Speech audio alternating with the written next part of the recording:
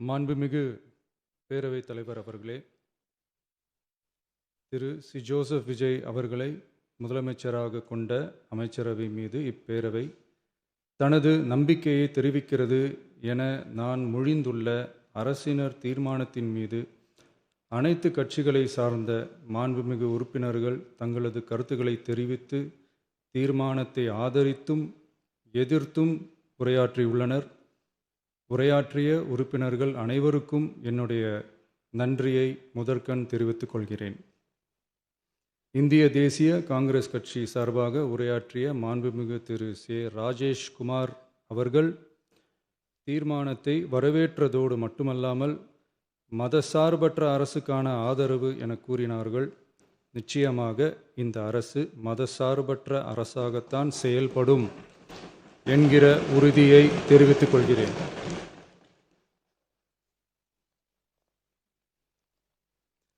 அடுத்து உரையாற்றிய இந்திய கம்யூனிஸ்ட் கட்சி மார்க்சிஸ்ட் கட்சி சார்பாக உரையாற்றிய திரு ஆர். செல்லசுவாமி அவர்கள் இந்த தீர்மானத்தை வரவேற்று முழுமையான ஆதரவு தெரிவித்துள்ளார்கள். விடுதலை சிறுத்தைகள் கட்சி சார்பாக உரையாற்றிய மாண்புமிகு உறுப்பினர் திரு வன்னி அரசு அவர்கள் உரையாற்றுகையில் நம்பிக்கை வாக்கெடுப்பில் வெற்றி பெற்று இந்த அரசு 5 ஆண்டுகள் தொடரும் என நம்பிக்கை தெரிவித்தமைக்கு என்னுடைய நன்றியை தெரிவித்துக் கொள்கிறேன். ஆதரிப்பவர்களுக்கு மட்டுமான அரசல்ல, எதிர்ப்பவர்களுக்கான அரசும் இது என சுட்டிக்காட்டியமைக்கு எனது நன்றியை தெரிவித்துக் கொள்கிறேன். முந்தைய அரசுகளால் கொண்டு வரப்பட்ட முக்கிய மக்கள் நலத்திட்டங்கள் தொடரும் என்ற உறுதியை தெரிவித்துக் கொள்கிறேன். இந்திய யூனியன் முஸ்லீம் லீக் கட்சியின் சார்பாக உரையாற்றிய மாண்புமிகு திரு ஆமு ஷாஜகான் அவர்கள் தீர்மானத்தை வரவேற்று வரலாற்று சாதனை இந்த அரசு படைக்கும் என வாழ்த்தியுள்ளார்கள். மாண்புமிகு உறுப்பினர் திரு எஸ். காமராஜ் அவர்கள் தீர்மானத்தை வரவேற்று உரையாற்றியுள்ளார்கள். இந்திய கம்யூனிஸ்ட் கட்சி சார்பாக உரையாற்றிய மாண்புமிகு திரு ராமச்சந்திரன் அவர்கள் தீர்மானத்தை வரவேற்று பேசியுள்ளார்கள். தேசிய முற்போக்கு திராவிட கழகத்தின் சார்பாக உரையாற்றிய மாண்புமிகு உறுப்பினர் திருமதி பிரேமலதா விஜயகாந்த் அவர்கள் உரையாற்றுகையில் எதிர்கட்சிகளை எதிரி கட்சிகளாக நினைக்காமல் எங்கள் அரசு செயல்படுவது குறித்து குறிப்பிட்டு வாழ்த்து தெரிவித்தமைக்கு என்னுடைய நன்றி. மேலும் ஓரிரண்டு கருத்துக்களை தெரிவித்து தெளிவுபடுத்த வேண்டுமென்று கேட்டுக்கொண்டார்கள். I will rethink about it. தமிழ்நாட்டை ஆண்ட பல்வேறு கட்சிகளை சார்ந்த அரசுகள் இந்த நாட்டு மக்களின் நலனை முன்னிலைப்படுத்தி தீட்டிய திட்டங்கள் சமூக நீதிக்கு முன்னுதாரணமாக திகழ்ந்து நிறைவேற்றப்பட்ட சட்டங்கள் எங்கள் கட்சியின் கொள்கை தலைவர்களின் எண்ணங்கள் என இவற்றை மனதிலே கொண்டு எங்களுடைய ஆட்சி நடைபெறும் என்கிற உறுதியை மட்டும் தெரிவித்துக் கொள்கிறேன். பாரதிய ஜனதா கட்சி சார்பாக பேசிய திரு எம். போஜராஜன் அவர்கள் நடுநிலை வகிப்பதாக தெரிவித்து உரையாற்றியுள்ளார்கள்.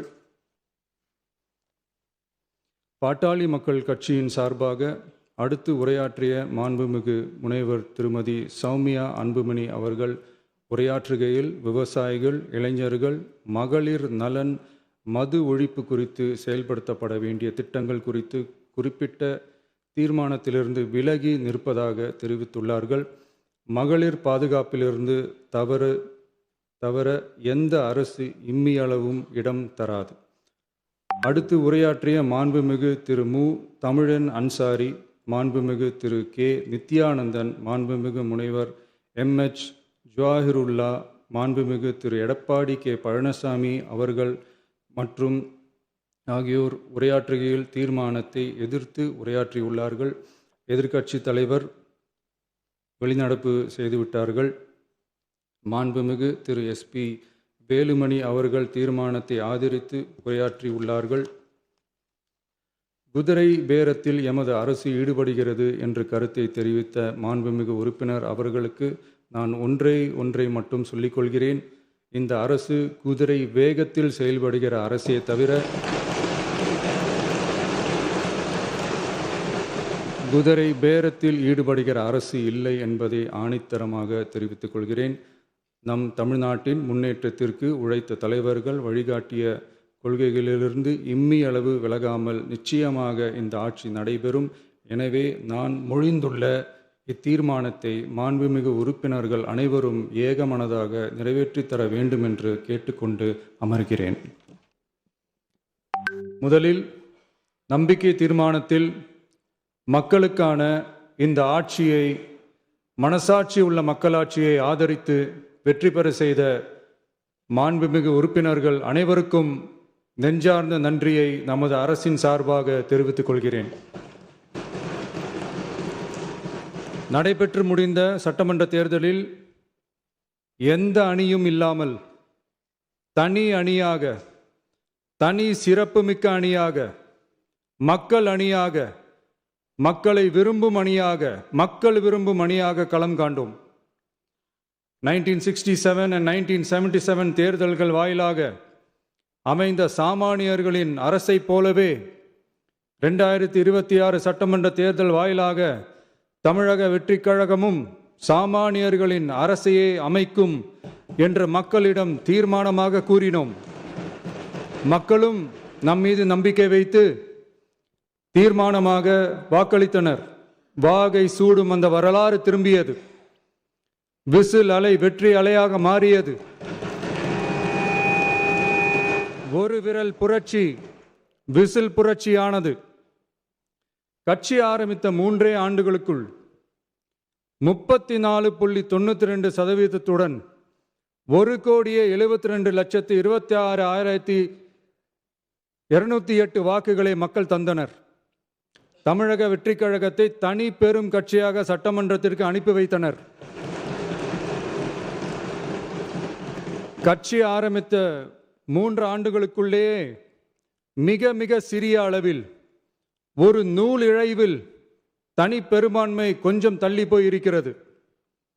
அதனால் இந்த அரசை சிறுபான்மை அரசு போல யாரும் நினைத்தால் அதிலும் எங்களுக்கு மகிழ்ச்சியே. நாங்களே சொல்கிறோம், இது சிறுபான்மை அரசுதான்.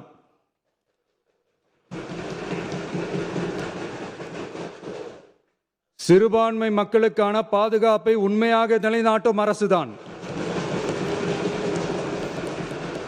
அது மட்டுமல்ல, பெண்கள், குழந்தைகள், முதியோர்கள், இளைஞர்கள், அரசு ஊழியர்கள், ஆசிரியர்கள் மற்றும் உழைக்கும் வர்க்கத்தினர் என அனைத்து மக்களுக்குமாக அமைந்த அரசுதான் இந்த அரசு. அந்த நம்பிக்கை அனைவருக்கும் ஏற்பட்டதால் தான் இந்த நம்பிக்கை தீர்மானத்தில் அது நிரூபிக்கப்பட்டிருக்கிறது. இந்த நேரத்தில் இந்த மாமன்றத்தில் நமது அரசு சார்பாக சில உத்தரவாதங்களை நான் தர வேண்டும் என்று விரும்புகிறேன். தமிழக வெற்றிக் கழகத்தின் கொள்கை தலைவர்களான தந்தை பெரியார், பெருந்தலைவர் காமராஜர், அண்ணல் அம்பேத்கர், வீரமங்க வேலு நாச்சியார், மக்கள் சேவகர் அஞ்சலை அம்மாள் ஆகியோரின் வழிகாட்டுதலுடன் இந்த மக்கள் அரசு மனசாட்சி உள்ள மக்களாட்சியை தரும் என்று உறுதியளிக்கிறேன். சமூக நீதி, சமநீதி, சம வாய்ப்புடன், உண்மையான உறுதியான ஜனநாயகத்துடன், மதச்சார்பற்ற சமூக நீதி கொள்கைகளுடன் இந்த அரசு நடக்கும். அதில் சிறிதும் மாற்றமில்லை. நம்முடைய இந்த ஆழமான நம்பிக்கையை மனதார நம்பி வாக்களித்த அனைத்து இயக்கங்களின் தலைவர்களுக்கும், அந்த இயக்கங்களை சேர்ந்த மாண்புமிகு உறுப்பினர்களுக்கும் மீண்டும் நன்றியை தெரிவித்துக் கொள்கிறேன். எம்மதமும் நம் மதமே, எல்லா மக்களும் நம் மக்களே, இதில் வாக்களித்தவர்கள் வாக்களிக்காதவர்கள் என்ற பாகுபாடே இருக்காது. இது எல்லோருக்குமான அரசு. இது சாமானியர்களுக்கான அரசு. இது சாதி மத எல்லைகளை கடந்த அரசு. இது பாகுபாடு காட்டாத அரசு. இது பண்பாடு காக்கும் அரசு. இது பண்பட்ட அரசு. அரசியல் காரணங்களுக்காக யாரையும் எதற்காகவும் புண்படுத்தாத அரசு. இதையெல்லாம் போக போக புரிந்து கொள்வார்கள். எனவே துள்ளி எழுந்து பதில் சொல்வதை விட எதிலும் துணிச்சலுடன் செயலாற்றி வெற்றி பெறும் அரசு இது. பதவிக்காக, அதிகாரத்துக்காக அமைந்த அரசு அல்ல. நம்பிய மக்களுக்கு நன்றி கடன் செலுத்துவதற்காக அமைந்த அரசு. அதிகாரம் காட்டி மிரட்டும் அரசு அல்ல, அனைவரையும் அரவணைக்கும் அரசு. எவர் மீதும் வெறுப்பு காட்டும் அரசு அல்ல, எல்லோரையும் விரும்பும் அரசு. மக்களே முக்கியம், மக்கள் நலன் மட்டுமே முக்கியம். அதுவே எங்கள் ஒரே நிலைப்பாடு. எனவே மனசாட்சி உள்ள மக்களாட்சிக்கு ஆதரவளித்த அனைவருக்கும் மீண்டும் என்னுடைய நன்றியை தெரிவித்துக் கொள்கிறேன்.